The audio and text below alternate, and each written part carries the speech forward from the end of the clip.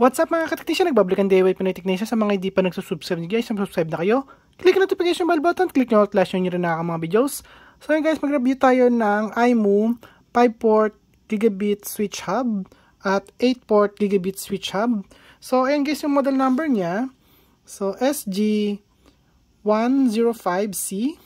Ito naman ay SG108C. So yung 10 guys ay equivalent siya guys ng a gigabit guys, okay? Tapos yung 5 means 5 ports. So ganun din dito, gigabit siya, yung ibig sabihin ng 10. At 8 means 8 port, ayan guys. So, simulan natin guys dito. So bali pagka bumili kayo nito, kung hindi siya naka-original package na tape, dapat naka ano siya guys, plastic, okay? So ito sa atin guys, ganyan guys ang original package tape niya. So buksan lang natin siya. So ayan guys yung manual niya or yung guide niya. So etong switch hub na to guys ay unmanaged po to. So hindi to pwede i-set as a VLAN. So plug and play lang din siya guys. And then, ito yung laman niya guys. So, ang laki nito ay, ayan, 3.5 inches yung laki. Tapos, ayan, 2.5. So, 3.5 by 2.5 inches. Okay, tapos yung kapal niya ay 0.075. Ayan.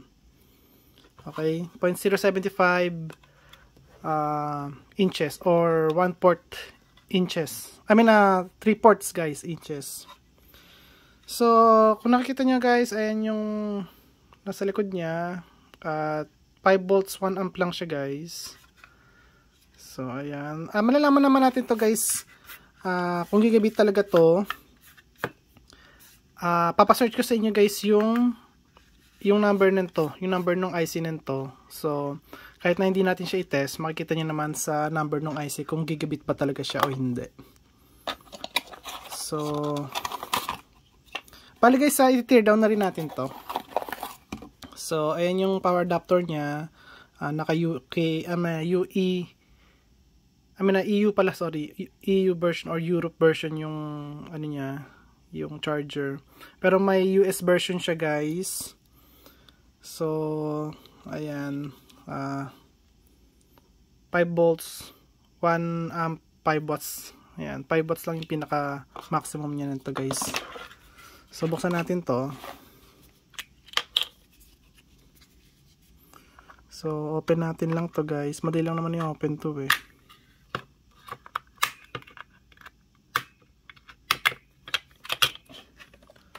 So ayan siya guys. Ayan lang yung laman niya. So, ayan guys. So, i-search nyo yung number niya.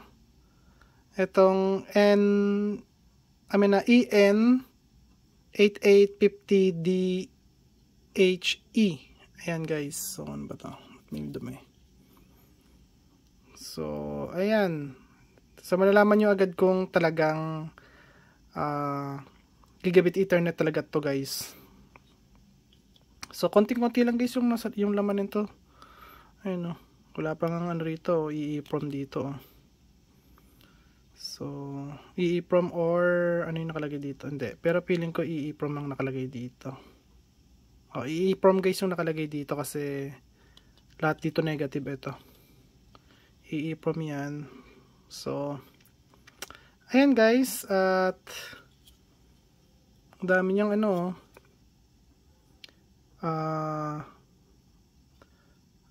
itong beads guys, inductor beads. Ayan. Ang dami niya guys. Ayan o. Halos. Lahat ng ports may ganun.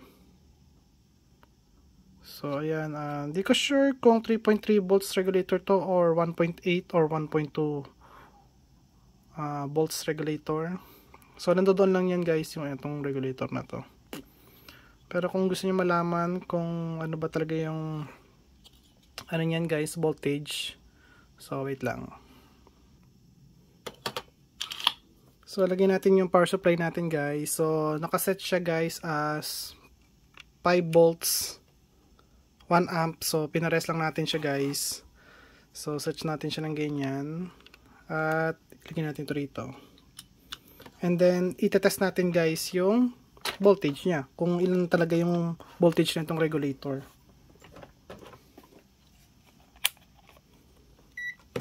So, power on na natin siya. So, ayan guys, tignan natin. So, lagyan natin ito sa ground or sa negative niya. Ayan guys. Tapos, tignan natin kung may 5 volts na pumapasok.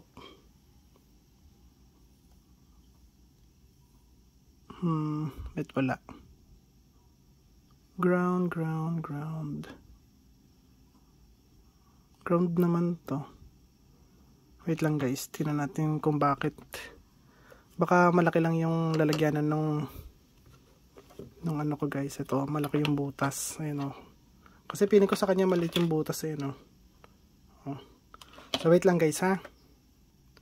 So ayan guys, at okay na siya.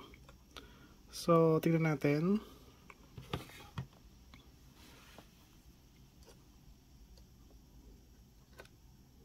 And guys, may napasok na 5 volts, 4.9 volts.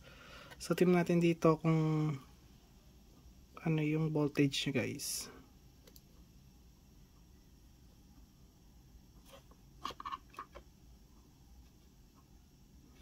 Hindi yun, mali yun. Dito sa mga capacitor dito guys. Ayan guys, 3.3 volts.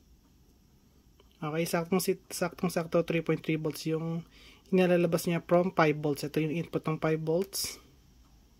Ayan guys. So, ilalabas niya doon sa regulator ay 3.3 volts. Ayan guys. Okay. So, sa kabila naman tayo.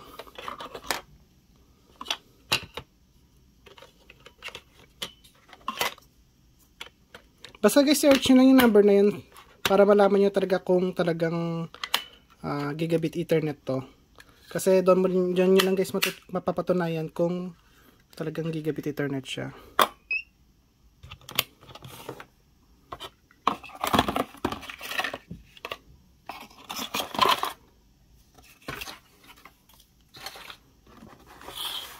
So ito isa guys, pagka binuksan nyo ganyan yung itsura niya. Pero ito guys, nabuksan ko na to kasi mahirap-hirap buksan to. So binuksan ko na yung gilid niya. Tapos nilak ko na lang tong pinaka na yung kabilang dulo. Ayan, mahirap siya buksan.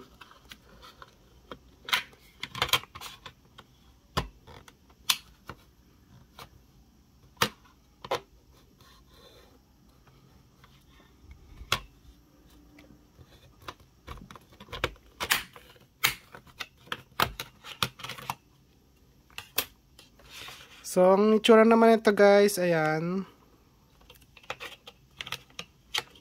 Halos magkaparehas dun sa isa. Ayan.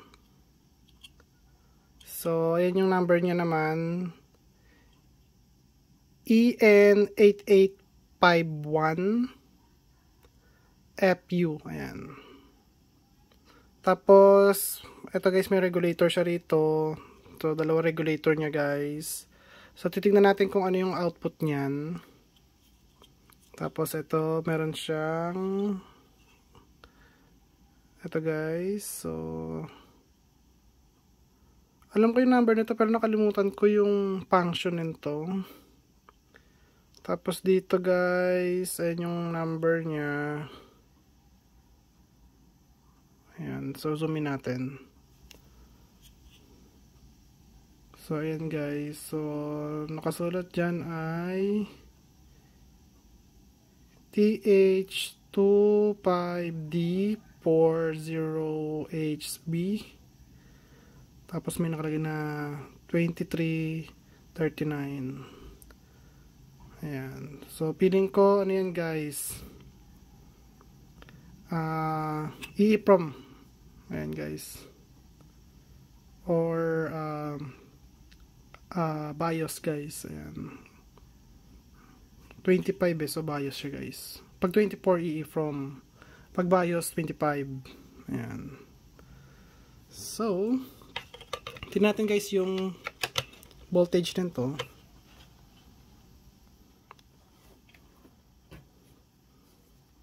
So, 5 volts lang din to guys. Ayan, 5 volts, 1 amp. So, pares lang. Tapos yung ano nito guys, yung presyo nito hindi lalayo ng presyo doon sa 5 ports guys. So, halos magka-presyo lang ng presyo. Siguro mga $2, $3 yung tinaas niya.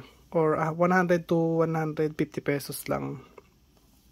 So, kaya kung bibili kayo ng ganito, bilhin na kayo guys ng 8 ports. Mas okay. So, ayan guys. Tignan natin. Tignan mo natin guys sa unang regulator. So, lagyan natin sa ground. Tignan muna natin para sa ano guys, sa input muna kung may napasok. O, yan guys, may napasok. Tapos sa output guys ng regulator, tignan natin. Ayan guys, sa 1.15.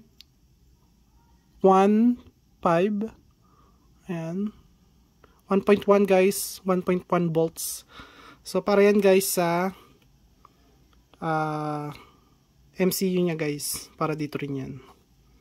Tapos dito naman guys tayo sa kabila, tingnan natin yung output nito. 3.3 volts to sigurado. Right there. Wala. Ayan guys, so almost 3.3 volts. 3.28 So convert na yun guys sa 3.3 volts. So 1.1 volt or almost 1.2. So, ni-round up ko na kasi siya guys eh. So, 1.1 or 1.2 volts para dito yan guys. Ganun din to guys. 3.3 volts para dito yan. At saka guys, para rin yan dito sa may BIOS niya guys. So, sure na ako na BIOS to guys. Ito. So, pagka ito yung ground niya. Pag may pumasok dito na 3.3 volts sa BIOS nga to guys. So, dapat ito yung voltage niya guys. 3.3 volts. Yep. Ayan guys. 3.28 or 3.3 volts. Okay. Tapos ito guys, pwede din to maging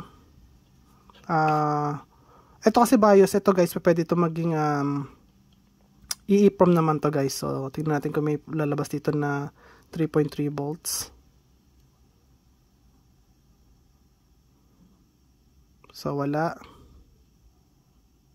Ay, wala. Wala nga lalabas kasi kung titignan ko rito, pag nandito sa kabila.